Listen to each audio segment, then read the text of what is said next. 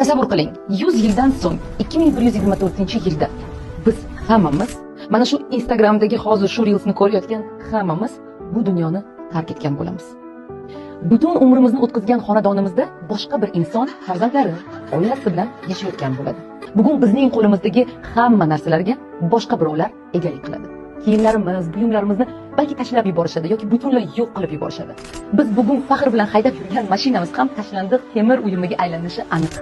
Avlodlarimiz esa biz haqimizda eslamasliklari yoki umuman unutib yuborishlari mumkin.